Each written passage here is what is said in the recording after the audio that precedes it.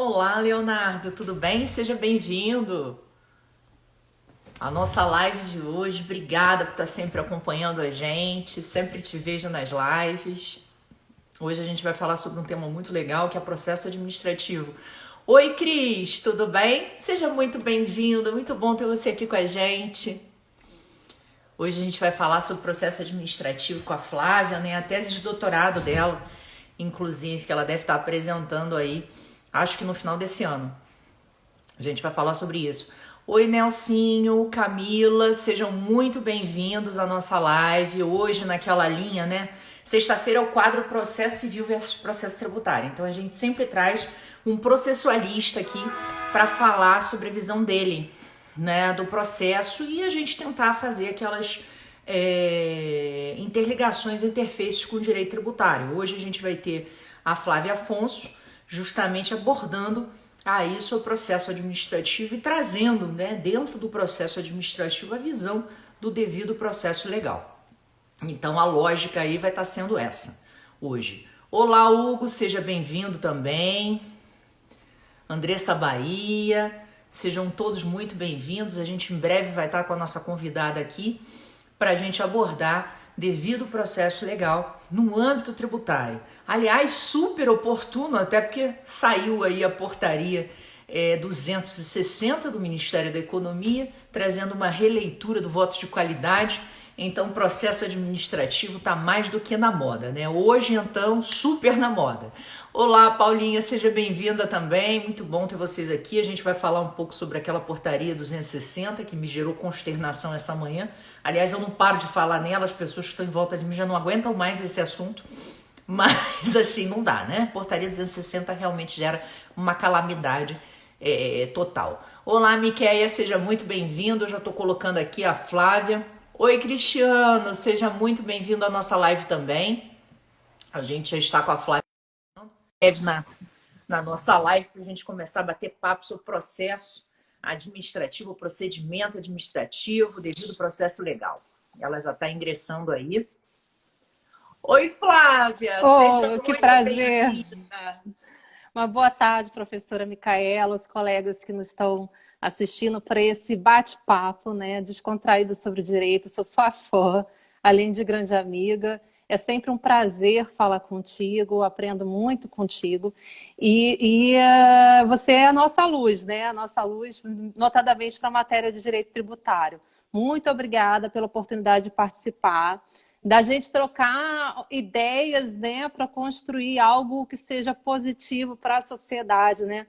Porque o direito de tributário é algo essencialmente ligado à justiça social, né? É a forma que a gente arrecada tributos para que a gente possa dividi-los de uma forma mais econômica. Então, é de uma sensibilidade assim ímpar e a forma como a gente, né, se relaciona com a justiça administrativa está umbilicalmente ligada à ideia do direito tributário, né?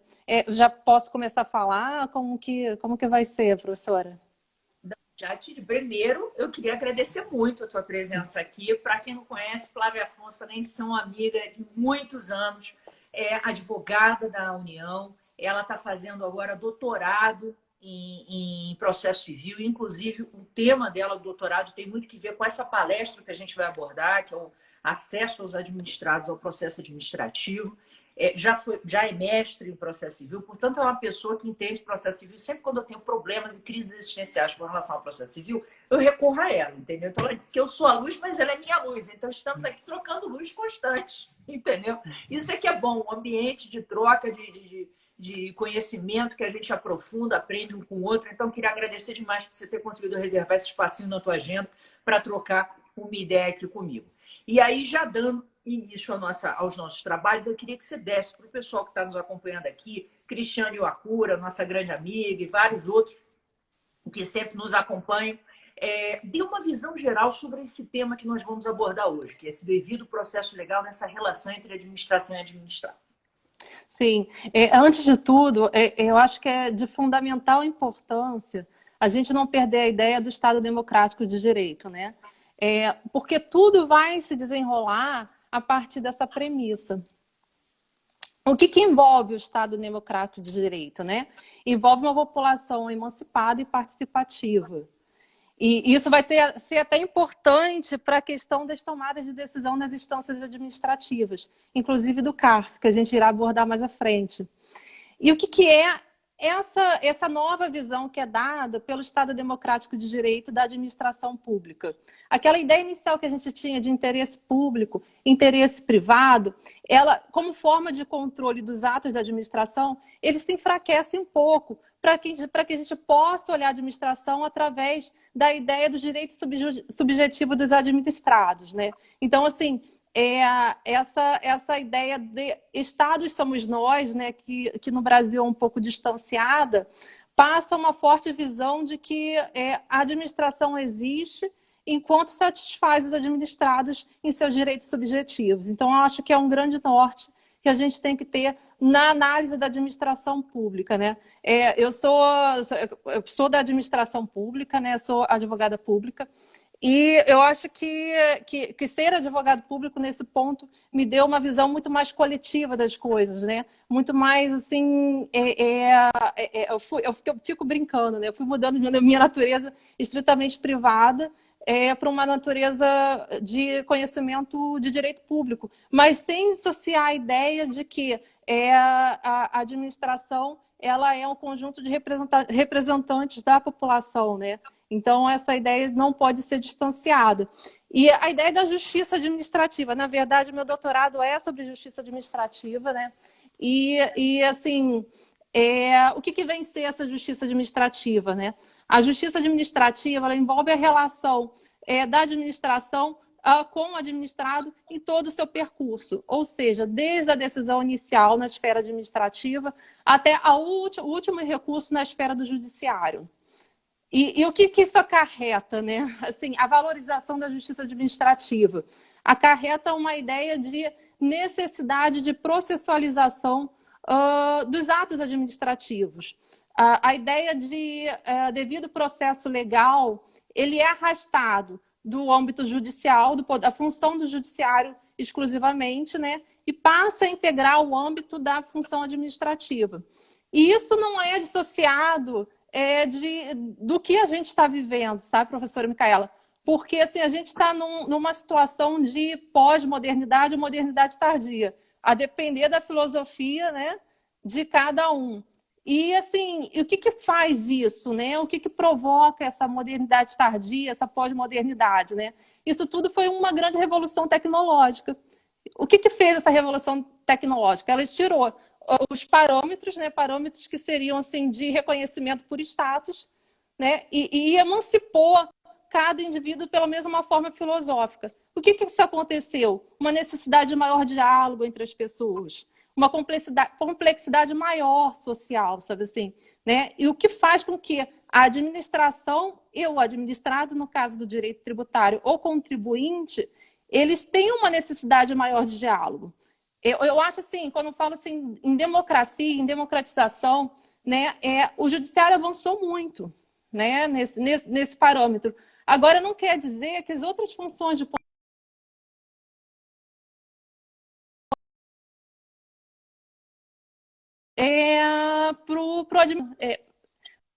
por quê, né?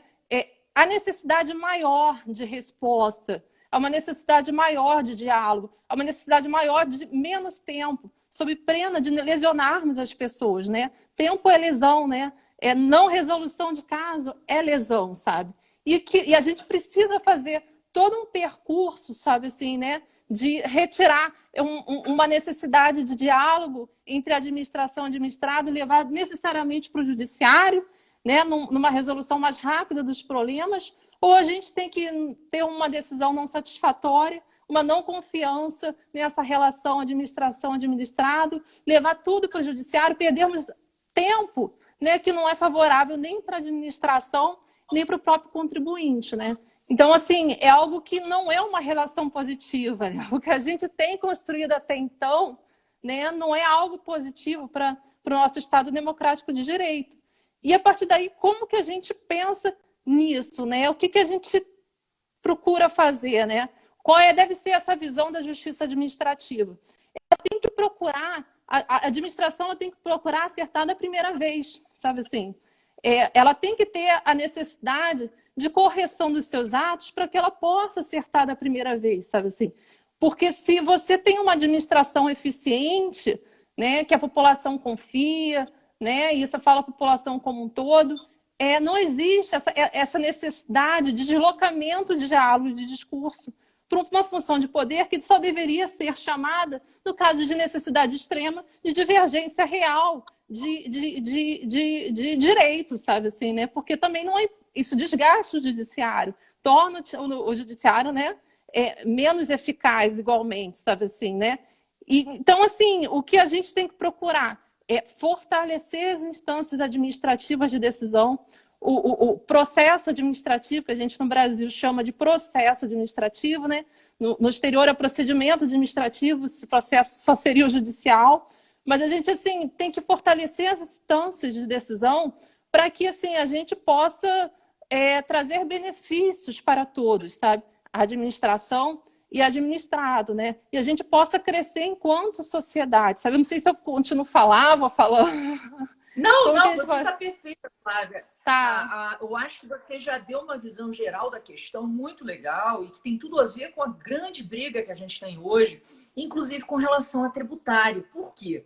Porque todo mundo coloca muito a visão, o sistema tributário é muito complexo, é caro a gente brigar no judiciário, o fim do voto de qualidade é uma salvação, que a gente já viu que já estão tentando minar.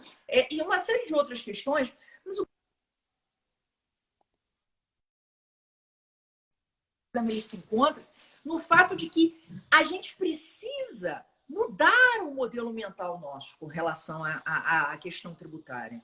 A administração e o contribuinte chegarem a consensos nessa relação, nessa relação jurídica tributária. Por quê? Porque não é bom para ninguém. É o que você colocou, o contencioso é péssimo. O contencioso administrativo tributário que não entrega um bom resultado é péssimo, porque ele gera litigância. E aí o pior de tudo, né? A gente atabalhoa os tribunais todos e os tribunais superiores com matérias tributárias, que é o que a gente tem hoje. Se a gente for ver, tirar um percentual do quantitativo de contencioso que nós temos hoje, a maior parte é tributária, né? Então, ou seja, essa relação não está legal. Ela precisa de uma mudança. E essa mudança, ela tem que ser não só quanto ao direito material, mas principalmente quanto ao direito processual. E aí eu queria que a gente começasse a esquentar o nosso papo aqui, justamente você trazendo quais são os meios que poderiam vir a melhorar esta relação, essas informações da administração ao contribuinte. O que a gente poderia melhorar nesse sentido? Não, primeiro, assim, passo assim, de entendimento, a gente aqui no Brasil, a gente não tem os tribunais administrativos, né? A gente, apesar da gente adotar um modelo, né, que é um modelo de conhecimento de estudo europeu, diferente da Europa, a gente não tem esses tribunais. A gente acaba adotando um modelo americano, que seria de jurisdição una, né? Então, isso o que faz da gente, né? Uma necessidade de transportar, né, o devido processo que é judicial, né, o processo legal que a gente tem no âmbito do judiciário, né, para a seara administrativa, ou seja, com ampla defesa, contraditório, né, a imparcialidade, né, do julgador, né, que isso vai ser matéria de discussão a seguir, né, que eu não sei se tem a ver com a independência ou não, né? Eu não sei se para ser imparcial você tem que ser independente da estrutura administrativa. A razoável a duração do processo, né? A necessidade de informação ativa pela administração pública, né? Assim, o direito à informação não é um direito à informação simplesmente passivo, mas ele é ativo, né? Ele envolve a necessidade de instrução do Estado, né? A população do próprio andamento, né? Da sua estrutura, que não é algo fácil, né? Assim, hoje em dia fica para os especialistas, né? Então, assim, a ideia é passar isso para o procedimento administrativo, né? E assim, qual é a estrutura que eu vejo do direito administrativo no âmbito tributário, né? A gente tem as delegacias, né, da Receita Federal, a gente tem o CARF, né? E tem o Conselho Superior. E aí, assim, como que a gente, né, vai transportar todo esse procedimento para essa estrutura administrativa de decisão no âmbito do direito tributário, né? Ponto 1, né?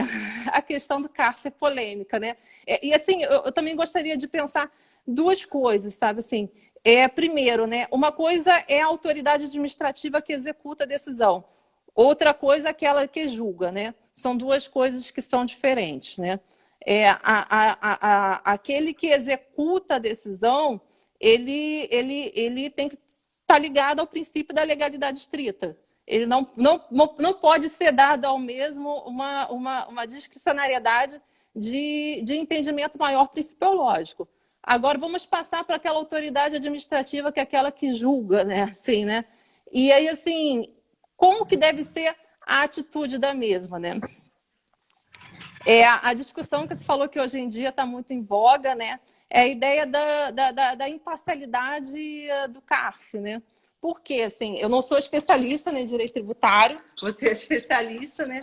Mas, assim, existe, né? Existia até então, a gente não sabe se vai continuar a existir ou não, uma ideia de que o presidente do CARF é um órgão paritário, a ideia com que ele tenha formação tanto de representantes, né, dos contribuintes, assim como do Estado. A ideia seria uma paridade, uma igualdade de julgamento, né, de construção desse direito administrativo, né? Mas existia o tal de voto, né, de duplo, né, esse voto, né, do presidente do CARF, né, e que é necessariamente vinculado à administração pública, né, ao auditor, né, fiscal. E aí, assim, o que se questionava, né? Primeiro, que isso pesaria a balança para a administração pública. Ou seja, um órgão que deveria ter uma imparcialidade acabaria não tendo, né? Geraria uma certa desconfiança do contribuinte, porque, assim como a gente já teve em conversas, né, fora, né, da sua sala virtual, acabaria se transformando num órgão muito mais de execução, né, do que de própria correção e autotutela da administração pública, né? E aí, assim, esse voto duplo do presidente, né, poderia aparentar uma lesão ao princípio da imparcialidade, porque o mesmo não teria uma certa independência do seu órgão, né?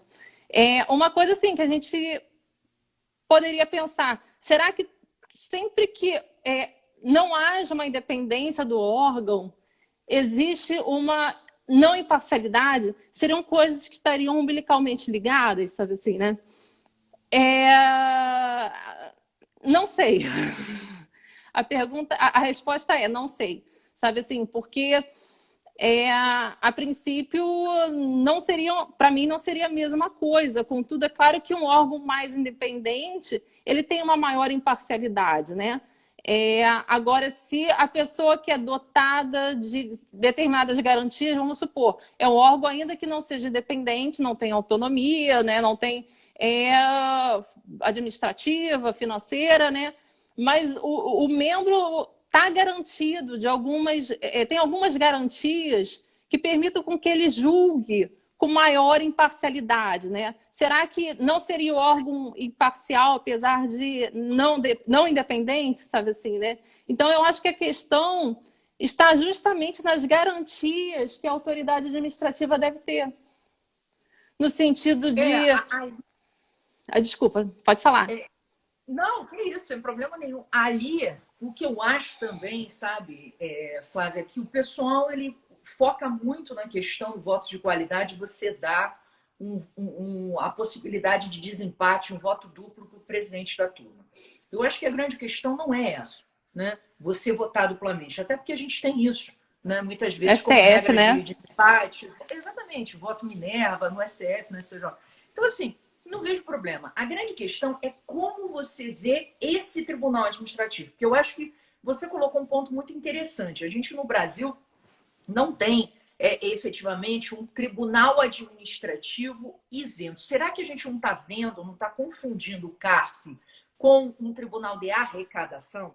Porque aí a gente começa a desvirtuar a lógica dele, que seria realmente um tribunal administrativo vinculado para rever o ato, verificar se esse ato está realmente eivado de vício ou não, ou se a gente está tentando transformar ele em um órgão que chancela a administração. E aí fica complicado, a administração em termos de arrecadação, né? Uma outra questão que eu queria te pontuar aqui, a Fernanda, inclusive, nossa amiga, está nos assistindo, e ela fez uma pergunta no seguinte sentido. Além do voto duplo, esses órgãos de justiça administrativa se sujeitam a uma autoridade executiva, o que poderia vetar essas decisões. Isso esvazia o Instituto? E aí ela está trazendo a questão do recurso hierárquico, que, por exemplo, no CARF, foi, de certa forma, chancelado, foi eliminado, não existe hoje o recurso hierárquico no CARF, mas existe, por exemplo, em tribunais administrativos como o Estado do Rio de Janeiro. Né? A gente tem o recurso hierárquico, onde o governador do Estado vai lá e, simplesmente com uma canetada, ele muda o entendimento, por exemplo, que o Conselho trouxe. E aí eu queria que você falasse um pouco sobre isso. Não, com certeza a questão do recurso hierárquico, né, ele acaba imprimindo um determinado norte para a decisão administrativa, né, assim, né, vai ter uma cara de administração, vai ter uma escolha política. Então, assim, é uma forma de estabelecimento de uma unidade que até a princípio eu não vejo de forma muito com tão maus olhos, não. Por quê, né? Porque uma unidade, ela gera um princípio um respeito a um princípio da impessoalidade, né? Então, assim, é bom que a ação tenha uma cara. Agora, se blinde, né, essas instâncias de decisão administrativa para que assim, elas não sofram influências outras que não a aplicação do que seria o melhor direito, né? Assim, né? Porque assim, eu não sei que tipo de controle teria nesse recurso hierárquico, sabe assim? Mas assim, a ideia é a gente construir, né? Eu acho que o que importa do profissional de direito é ele ter uma visão de construção, né? A gente não é um repetidor, a gente pode ser um construtor, né? Que a gente construa mecanismos, né, que blinde essas instâncias administrativas de decisão, dando garantias básicas à autoridade julgadora. Porque assim, o que leva, né, a esse excesso de judicialização nosso é o sentimento do contribuinte ou do administrado que ele não está tendo um bom julgamento, ele não está tendo os seus direitos respeitados, ele não está sendo tratado com justiça, né? Ele não tem uma visão de não, eu exerci minha ampla defesa, ainda que o julgamento não me seja positivo, foi aplicado o que eu entendo de melhor. E esse tipo, assim, um processo, né, administrativo, um procedimento administrativo forte, inclusive, influencia a postura do juiz, do judiciário. Porque quando ele olha um processo administrativo bem feito, bem fundamentado, sabe assim, né? Ele não vai querer alterar, ele vai respeitar, até porque ele não é técnico, sabe assim. Como eu falo, a gente adota um tipo de jurisdição que é una, diferente dos países europeus, né? Então, assim, a gente não tem um conhecimento, assim, né? O mais especializado que seja é a Justiça Federal, que é especializado pela pessoa. Mas, assim, se trata de tudo no judiciário. Então, vai ter uma diferença administrativa maior se a gente tem um procedimento administrativo, né? Pautado em princípios de respeito, né, ao devido processo legal, o devido procedimento legal administrativo.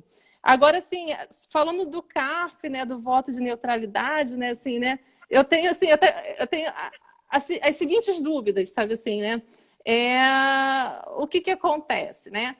Até então, a gente tinha o voto, né, de Minerva do presidente, que era ligado à administração pública, era um auditor fiscal, e isso vem sendo questionado há muito tempo pela academia, por tudo, né? E agora, com essa nova lei 13.988, né? Lei do contribuinte legal, não sei se é esse nome mesmo, mas eu não entendi, lei do contribuinte legal. Mas assim, com essa nova lei, o que acontece?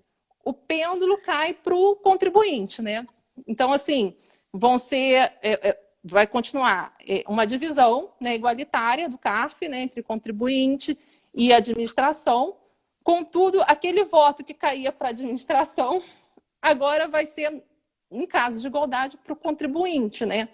Porque, assim, em caso de igualdade, se houver, em caso de lançamento, ou visto que for favorável ao contribuinte. Notificação, tá. Aí me foi a seguinte dúvida, sabe assim, né? Se a gente está falando em sociedade, né, em representação, vou falar uma democracia participativa, né, uma necessidade de participação da população na administração pública como forma de melhorar, né, o diálogo, de autorreconhecimento que, né, o que é o Estado é a gente, né? Que tipo de representação existe do contribuinte no CARF, sabe?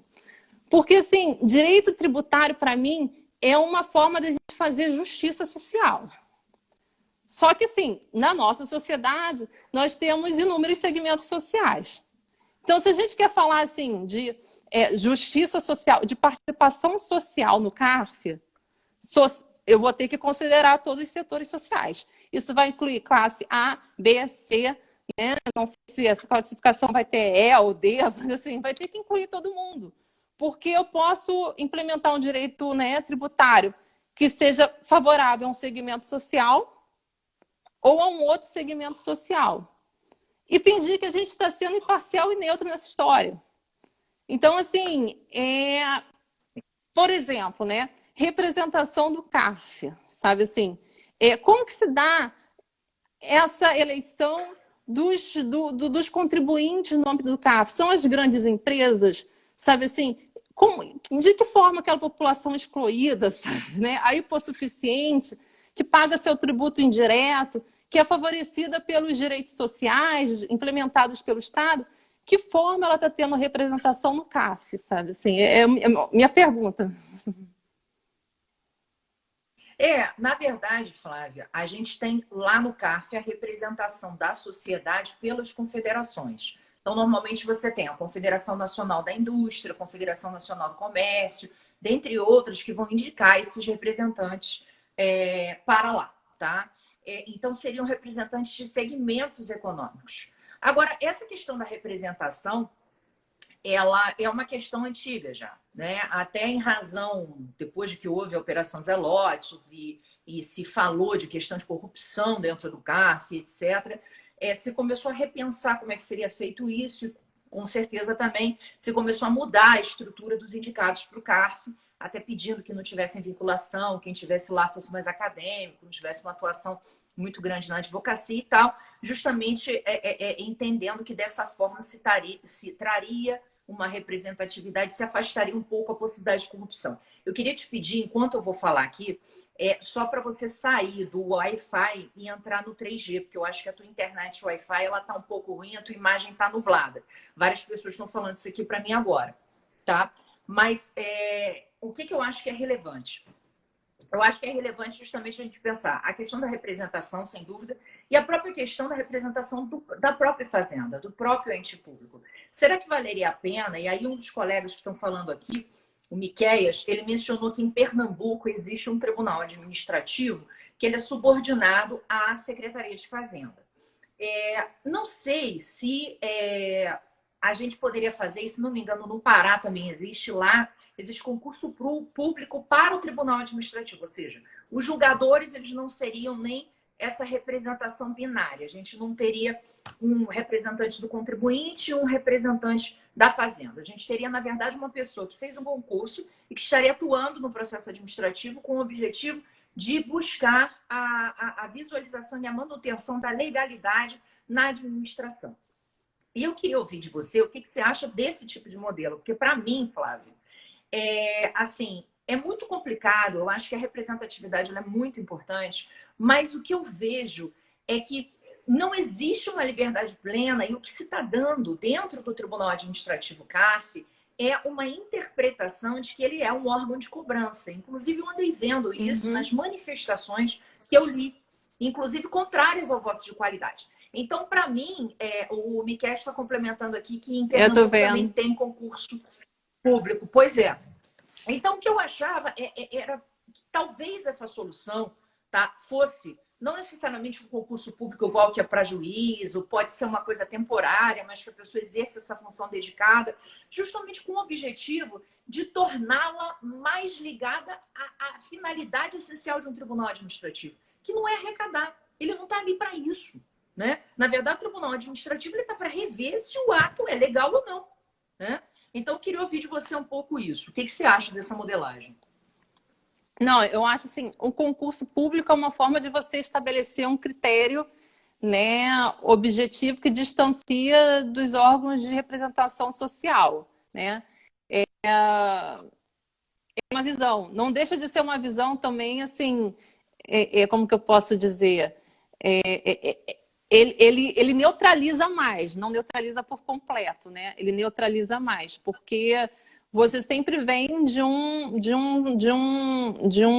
setor, né? A gente não é uma tábua rasa, a gente está integrado socialmente, a gente tem grupos sociais, a gente mas assim, ser uma forma, né, de você estabelecer uma meritocracia como forma de você reduzir o patrimonialismo, né? Porque assim, a minha preocupação com essa alteração, porque assim, por mais que a gente fale assim, a administração pública atual, o controle da administração pública atual hoje em dia tem que ser na medida que respeita os direitos sociais, o que é um interesse público primário, o que é um interesse público secundário, esse tipo de discurso, ele meio que se esvazia, né? Mas quando eu vejo a situação atual do CARF e essa discussão sobre o voto de qualidade ou não do presidente do CARF, se vai passar para o representante privado dos setores industriais ou para a administração pública, né? O que me passa a ideia assim, é de voltar a um discurso de interesse primário e secundário, né? Eu acho assim que o que a gente está defendendo mais nessa ideia, né? Assim, eu acho realmente que é falho, completamente falho a gente ter um CARF como um órgão de arrecadação. Isso é péssimo para todo mundo, sabe? É péssimo para o Estado, é péssimo para o judiciário, é péssimo para o contribuinte, né? Desgaste, você não ter segurança, né? De que uma determinada arrecadação sua, você não poder se programar, você ter uma surpresa, né, na sua forma de desenvolvimento da sua empresa. Isso é muito sério para a economia em geral e afeta todo mundo, né? Gastos excessivos, porque se a gente pensar, a gente tem uma dupla instância de decisão, assim, porque você gasta para manter o CARF, você gasta, né, como Estado, né, para manter o orçamento de uma estrutura administrativa, e depois você vai gastar para manter um judiciário, para comportar todos aqueles processos que já passaram pelo CARF, sabe assim, né? E aí, assim, é um gasto, assim, que eu vejo que é um gasto, assim, não razoável, sabe, assim, não econômico, né? Se falar de economicidade, direito econômico, sei lá, não tem nada a ver com isso, sabe, assim, né?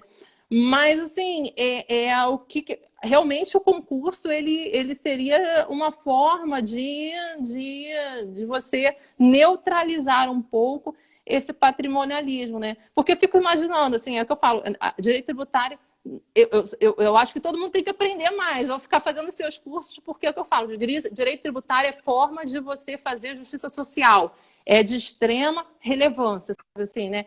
Se a população fosse mais consciente, ciente do direito tributário, talvez tivesse uma sociedade mais equilibrada. Mas, assim, eu fico pensando, por exemplo, não sei se essa hipótese seria possível ou não.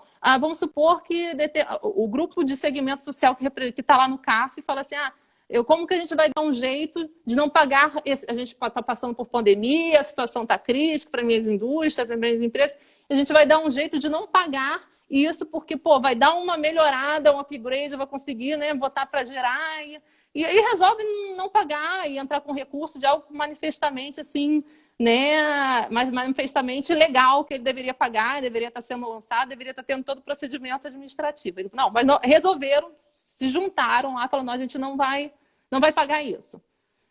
E aí, assim, tendo agora esse peso para o contribuinte, né, como que a gente ficaria numa situação dessa? Porque se tem uma situação dessa, vai pagar a sociedade toda, porque, assim, o imposto suficiente, o pobre, ele paga no imposto indireto.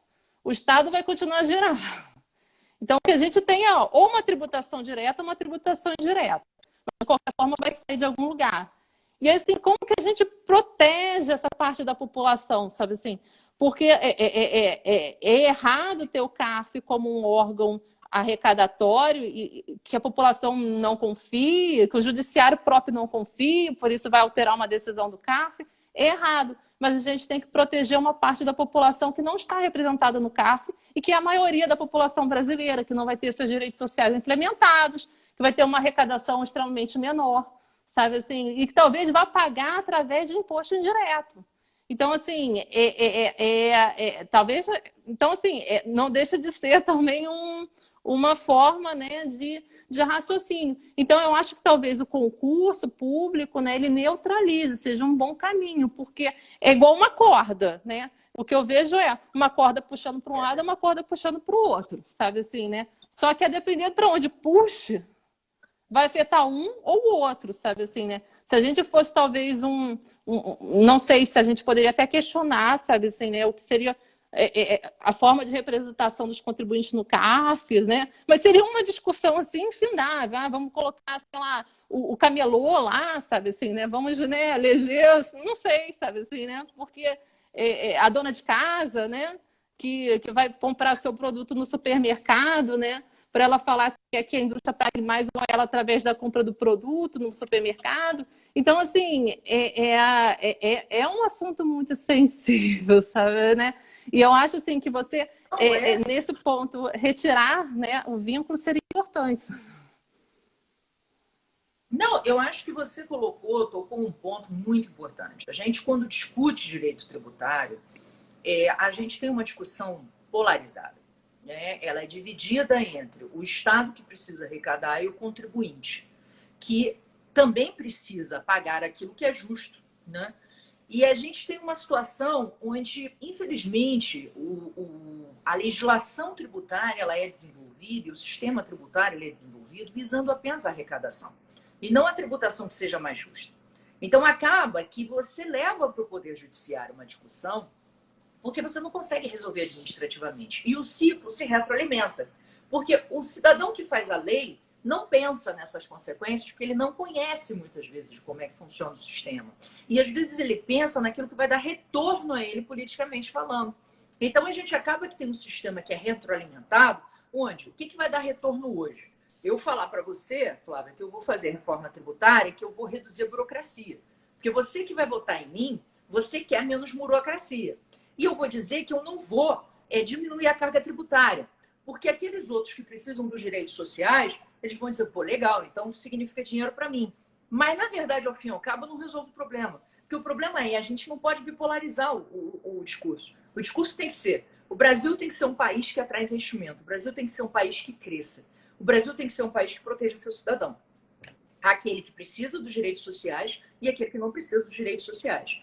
E aquele cidadão que está lá e que é mais rico, que pode contribuir, ele deve contribuir na medida da sua capacidade contributiva. Agora, o grande problema é que o nosso sistema é totalmente dissonante. Então, a gente fica nessa discussão onde o ideal seria que a administração e o processo administrativo me entregasse uma solução adequada para o meu problema. Agora, o que acontece? Ele não entrega. E eu vou te dar exemplos assim objetivos. Exemplo, de novo, reiterando pleonasticamente. Imagina o seguinte, eu fiz uma diligência, tem um processo, está sendo discutido lá, uma atuação fiscal, e calcularam errado o meu tributo. Então, a base do meu tributo está maior do que deveria. Portanto, o tributo que ele entende que eu tenho que pagar é maior do que o que eu devo. E eu pedi, o CARF entendeu que tinha que baixar o processo para realizar uma diligência. E aí foi realizada a diligência. E o auditor fiscal verificou duas coisas interessantíssimas. Uma, que, de fato, aquilo ali que eu estava alegando está certo. Realmente a base estava inflada, tinha algo que não poderia estar na base. E ele viu algo além, que eu não tinha visto, nem o próprio CARF tinha visto, que também estava errado e que também tinha aumentado ainda mais o tributo que eu tinha que pagar. Aí subiu esse relatório de diligência fiscal para o CARF. E quando o CARF olhou, falou, nossa, realmente, aqui está configurado, vou dar provimento à argumentação da contribuinte, porque realmente houve uma base inflada, mas esse outro argumento aqui que o fiscal verificou, eu não mandei ele fazer diligência sobre isso. Aí todo mundo começou a levantar a mão e discutir, né? Mas peraí, e o princípio da autotutela? Você não viu que estava errado, então você tem que reconhecer que vai ser baixado o auto de infração. Não, mas processualmente não. Eu só mandei aquilo. Como é que eu vou reconhecer? Então, olha o imbróglio. Significa que eu ganhei uma parte que ninguém tinha visto, mas que o auditor viu que estava errado, que ia reduzir o meu tributo, e se bobear, porque o julgamento foi suspenso, eu vou ter que judicializar para o judiciário dizer que eu não devo pagar. Porque eles entenderam que, pelo devido processo legal, eles não poderiam ver isso. E aí eu te pergunto, você acha que essa é a adequação, a melhor aplicação para o devido processo legal administrativo? Não, não. Eu acho assim que o princípio do acesso à justiça, né? E hoje a gente está numa fase de justiça como valor, né? Porque em razão do avanço do judiciário, né? A gente confundia muito justiça com judiciário, né? E hoje não. A gente fala de acesso à justiça, né? E a justiça como valor, ela necessariamente ela abrange as duas instâncias administrativas, né, tanto a instância administrativa de decisão como a do próprio Poder Judiciário. Então, assim, é você falar para uma parte que ela não teve o acesso à justiça preenchido. Né? Eu sou administração, eu sei que você tem um princípio, um direito de acesso à justiça e eu não estou te dando. A gente está numa fase que a gente tem que. E é o que eu falo, uma desestrutura social muito grande, porque é um gasto excessivo, sabe? A gente não pode pensar em gastar tanto para resolver um problema só em duas instâncias caras, sabe assim, né? E aí, assim, e também existe essa história, sabe assim, né? Que, da confusão da autoridade, que é a autoridade executora do ato administrativo, que cabe a ela meramente, né, executar o ato, e eu acho que a ela não tem que ter grande análise de mérito mesmo, por uma questão de segurança até da população do administrado, e aquele que é a autoridade de decisão, né? Que por muitas vezes também tem medo de alguma decisão do TCU, no sentido de improbidade, alguma ação que venha a ser ajuizada em face de. O servidor administrativo ele é atormentado, ele não é. Porque assim, ele também tem inúmeros. Ele é atormentado, ele tem inúmeros graus de fiscalização que talvez iniba até o que fosse certo. Mas eu acho assim que uma justiça que não seja implementada, né, ela está falha, seja na esfera administrativa, seja na esfera judicial, né? E a gente também está numa fase processual que é o princípio, que a gente está no princípio da adequabilidade, né? Então, assim, a gente hoje em dia assim, a gente se questiona quais são os meios mais adequados para a solução da controvérsia, né? A gente já está nessa fase, a gente já passou da fase da acessibilidade, a gente já passou da fase da instrumentalidade, a gente está na fase da adequabilidade. Então, assim, será que o meio mais correto eu podia resolver a solução, dar uma solução para a LIDE, para pacificar socialmente essa situação, né? Porque fazer justiça é uma forma de pacificação e para isso a gente está aí. Ou vou fingir, falar, não, eu tô vendo, você tá certo, mas assim, não acho, não vou fazer nada e procure outro. Então, assim, aquilo que servia no fim, né, da própria estrutura, né, ela fica desmoralizada, né? E realmente, isso causa excesso de judicialização, né, um quadro crescente além de insegurança jurídica, né, de não observância, né, do acesso à justiça no princípio do tempo razoável, né? E eu acho que isso é muito complexo, né? Assim, mas o que eu acho que é importante, né? E aí se falam da questão da tecnologia, da informática, né? Uma parte da filosofia critica, outra parte fala que afasta as pessoas, outra entrega. Mas eu acho que a gente está numa fase, né, de acesso à administração e à justiça que está muito umbilicalmente ligada à questão tecnológica, né? Então, assim, isso aproxima muito. Isso deveria facilitar a vida das pessoas, sabe assim, né?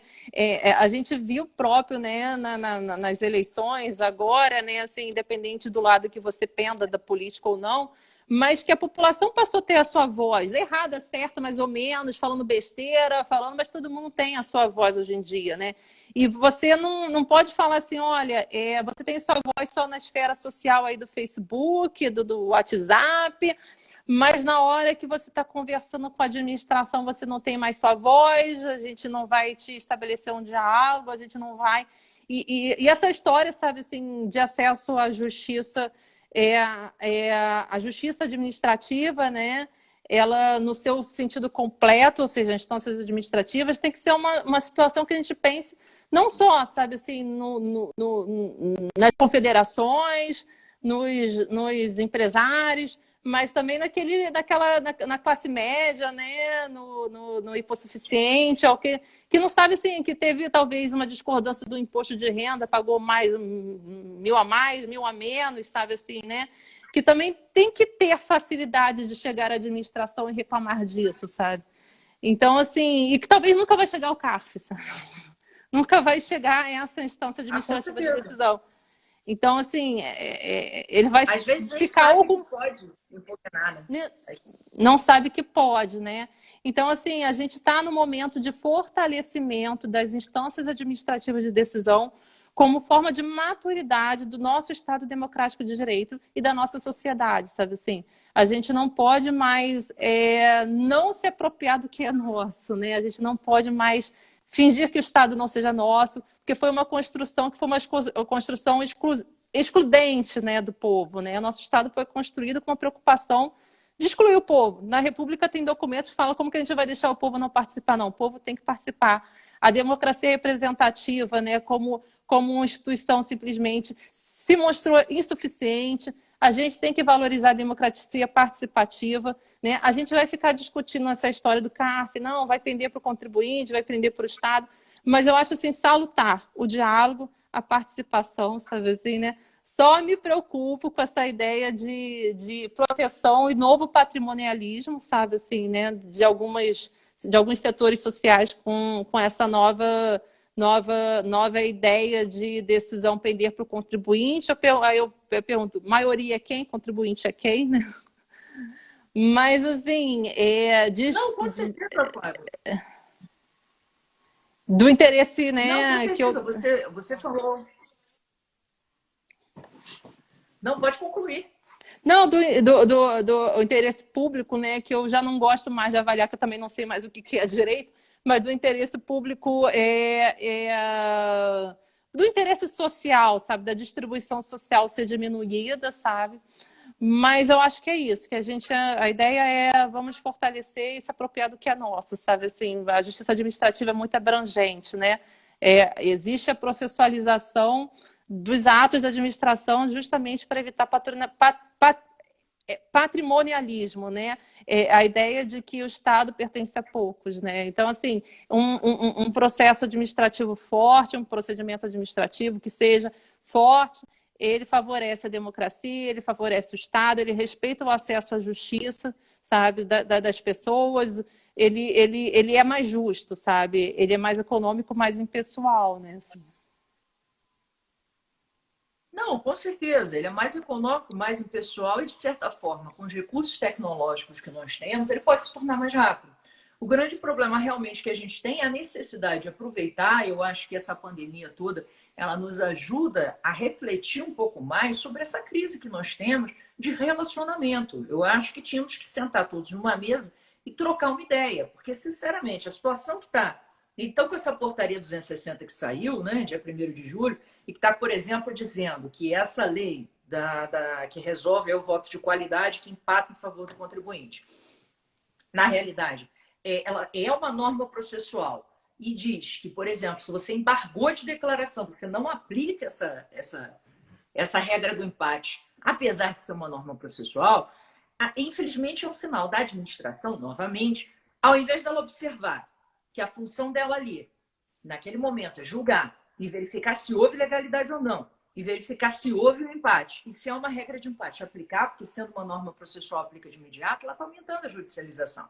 Porque eu não duvido que amanhã vai ter uns 100 e poucos mandatos de segurança impetrados utilizando essa portaria e dizendo, tem que aplicar essa portaria ilegal, porque ela está dizendo aquilo que a lei não disse. Então, assim, é isso que a gente precisa. Para ter uma justiça administrativa, como você muito bem coloca, que necessita, obviamente, de uma representatividade efetiva para esquecer um pouco desse lance de patrimonialismo e de colônia de exploração, o Brasil precisa abandonar essa visão de colônia de exploração, porque o Estado ele trata o contribuinte praticamente como se fosse uma pessoa a ser explorada, ao invés de ser uma pessoa que deve ser tratada igualmente, porque afinal o Estado foi feito para o contribuinte, e não o contribuinte para o Estado. O Estado é para todo mundo. E é claro que dentro dessa lógica, o Estado precisa tratar as pessoas assim. E eu acho que falta um pouco de concepção dentro do Estado Democrático de Direito, que ele é um Estado Democrático de Direito. Né? Ele está ali para todo mundo. E para tentar prever as regras que sejam as mais justas e resolver e gerar pacificação social. E não mais diversidade e dificuldade, né, no diálogo diário. Então, achei que essas suas colocações que você trouxe são muito relevantes para que a gente pense nisso. Né? Será que a gente não está errando e ficar levando para o judiciário toda essa discussão, ao invés de realmente repensar uma administração forte, uma justiça administrativa que possa efetivamente solver os conflitos e não criar mais conflitos, né? E gerar uma estabilidade nessas relações, reduzindo a complexidade dessas relações? Então, achei sensacional, acho que é isso que a gente tem que pensar, acho que a gente tem que pensar em dar as mãos nesse momento cada vez mais. Estado e contribuinte não estão em lados opostos, eles estão no mesmo sentido, porque eu entendo que ambos desejam uma coisa só, que é o crescimento desse país, né? Que é um país lindo, que a gente ama, mas que infelizmente está sendo um pouco perdido em algumas coisas. Então, assim, eu queria te agradecer demais pela participação nessa live, foi fenomenal, tá? E queria te passar a palavra para se despedir, para falar as últimas considerações aqui para o pessoal que está acompanhando a gente. Eu queria primeiro agradecer a oportunidade de estar aqui. É sempre um aprendizado, né? Conversar contigo. A gente se engrandece, muito obrigada. E eu acho que a gente está nessa fase mesmo, sabe? Assim, está numa fase de construção, sabe? A gente não pode ser aplicador de direito, sabe? A gente tem que pensar em como a gente pode melhorar, onde a gente está inserido, o que significam as palavras, sabe? O que significa o que está previsto na Constituição, o que isso representa, sabe? Assim, eu acho que a grande preocupação em formação do profissional de direito ele tem que ser uma formação reflexiva, né? O direito tributário não é só um direito tributário, ele é forma de fazer justiça social, né? As regras são aplicadas não à toa, né? Elas são aplicadas como forma de você reger a sociedade. Qual é a função do direito, né? Para que a gente está aqui, né? É simplesmente uma forma de resolver Tissus versus Caio, ou a gente está numa forma de pensar a sociedade enquanto fator global, que a gente está inserido nesse contexto e que todo mundo está afetado a depender de uma solução ou outra, né? A gente está no momento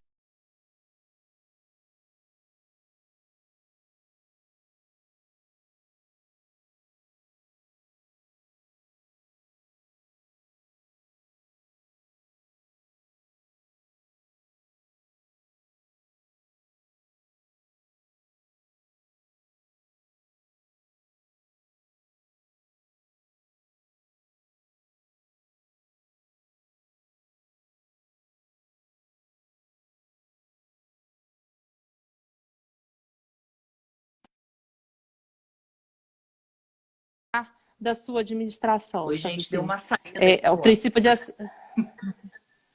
Mas voltei. Saí do ar e voltei. Ah, voltou? Então, assim, eu não sei se eu repito, se depois você vê, o que eu faço, Não, você estava professora? falando que era um momento de pacificação social. E aí eu saí. Isso, Parou. isso. Eu estou falando que o direito ele tem que ser encarado como um instrumento de pacificação social, né? Que os nomes não são em vão, né? Eles representam alguma coisa. E a necessidade de ter essa visão forte, né? Dos princípios, dos valores sociais, né? De como a gente pode pensar um sistema que, a princípio, é um sistema que tem a função, né, de ser sistemático, né, para favorecer um princípio da igualdade, né, de tratar todos como iguais, mas não se dissociar do contexto social que está atrás dele, né? Que o direito a uma boa administração é um direito fundamental. que o Estado não está distante, eles têm que, ao contrário, ele tem que ser formado pela população, pelas pessoas de uma maneira global e abrangente, sabe assim?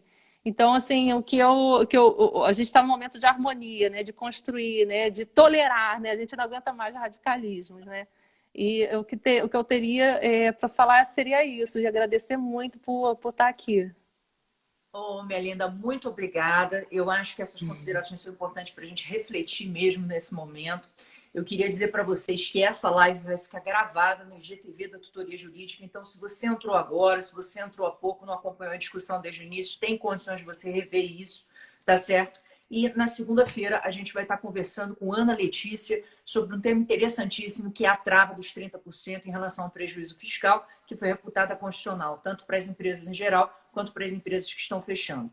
Então, não perca. Segunda-feira a gente espera vocês. Um beijo grande, um ótimo final de semana. Fiquem com Deus e se cuidem.